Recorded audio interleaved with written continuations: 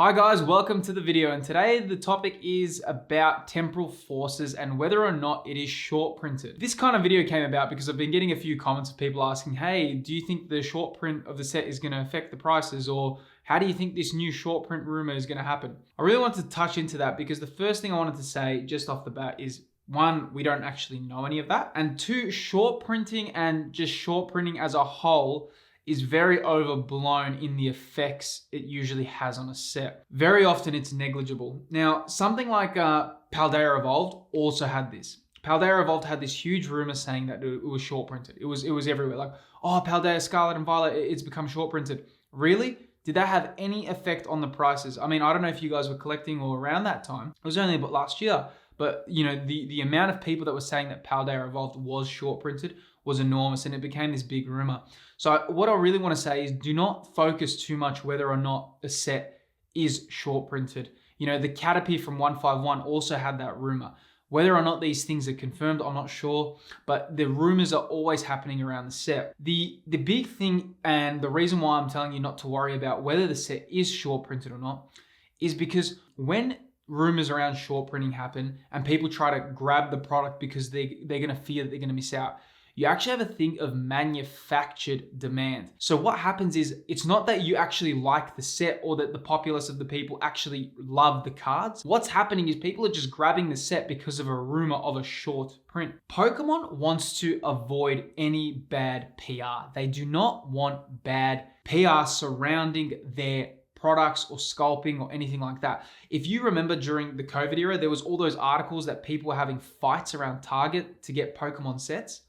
And just recently, what was it, like a few months ago, or like last year, when the Van Gogh Museum had that huge fight, or the big argument, everyone was like stacking, there was videos of people like crawling over each other trying to grab the Pikachu card. This is such bad PR for Pokemon.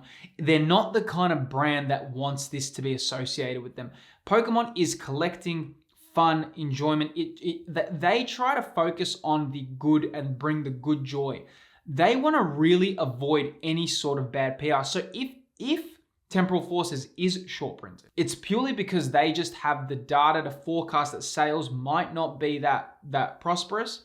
They might not be as much as they were in the Sword and Shield era. So they're not going to now print and have stocks just sitting on shelves, and then card stores and major retailers need to now drop the price. So don't worry that you're not going to be able to get the set because of a rumor of a short print. Pokemon do not want to have those situations arising. As much as people think in the collecting scene might think, oh, look how good this is, look like people, the set's in demand, it actually doesn't. It actually has the opposite effect. It gives you a bit of an ick. It makes you feel like, ugh, what are they doing? They really should be printing to demand. So I wouldn't really stress too much about whether or not it is short printed.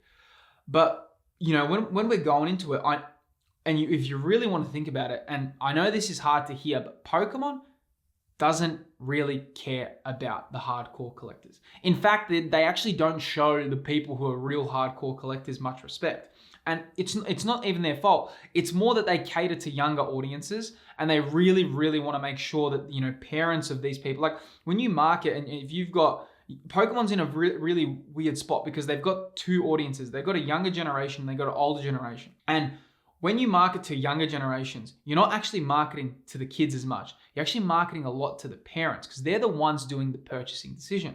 So this is very common when you market to younger audiences, you're actually focusing on the parent. So when Pokemon is doing these things, short printing is not really on their agenda to try and make some market scarcity. But when you think of collectors and when they do cater for the collecting crowd, look what they did with the Pokemon Classic Collection. I mean, that right now in Australia, that's like 800 Australian. That's a crazy amount of money. What they do is they just go, hey, here's your base set. Here's your 1999 nostalgia. Here it is, 800 bucks. There you go. There it is. So you can see in their actions when they actually do go for the collector, they're not showing you the respect. And that's because they just don't really value that part, that hardcore collector part of their market as much as they do as the general just collecting Pokemon cards. Oh, there's rare cards. Konami does this as well, but you know, they are very opportunistic, Konami, when they do it with their Yu-Gi-Oh cards and stuff. Pokemon's maybe a little bit less. I don't think they're as bad as Konami. Konami's done some crazy things in the past, especially lately with their, you know, gold plated or silver plated, whatever it was, the Dark Magician 2000 in the world. and they just put crazy prices on them. Pokemon still doesn't do that. So, we've got to give them credit there. But really, it's when you're thinking of Temporal Forces and in the short print, I want you to just look at real popular sets like, Evolving Skies. Evolving Skies was not short printed in any way, shape, or form, and look how much demand there is. Look at the prices of the booster box. Because it wasn't about, is Evolving Skies short printed? Everyone cared what cards were in Evolving Skies and what were the chase cards. That's what makes a set popular, not whether or not it was short printed. And I know some people will be like, what about the Rebel Clash or Rebel Clash ETBs? And I actually went through that in a previous video on the popularity of Pokemon and how Pokemon actually, they didn't imagine on how popular Pokemon would spike. So when they printed Rebel Clash, it was right at that same point, just a few months after it, that Pokemon collecting went crazy and this new hype emerged. So instead of them chasing on Rebel Clash and trying to reprint it, they just focused on newer sets. That's the reason why Rebel Clash ETBs are so expensive, is because they didn't actually predict that Pokemon would go that high. It kind of blindsided them. But I want to just go here and focus, just check this out on Google Trends here. So we're on Temporal Forces and Chilling Reign. Now, I want you to look at this interest over time. This is worldwide and it's set from the 1st of January 2021 to now. I want you to just look at one specific point in time. As you can see here, this is pretty much the same time away from the set's release. And if you can see right there, and I'm just going to highlight it now for you, you can see that Chilling Reign was actually there was more search volume, there was more interest on Google than there was for Temporal Forces at the same period. Now, don't focus on that big spike that you can see, because that big spike is more when the set released. When the set released, always interest skyrockets, right?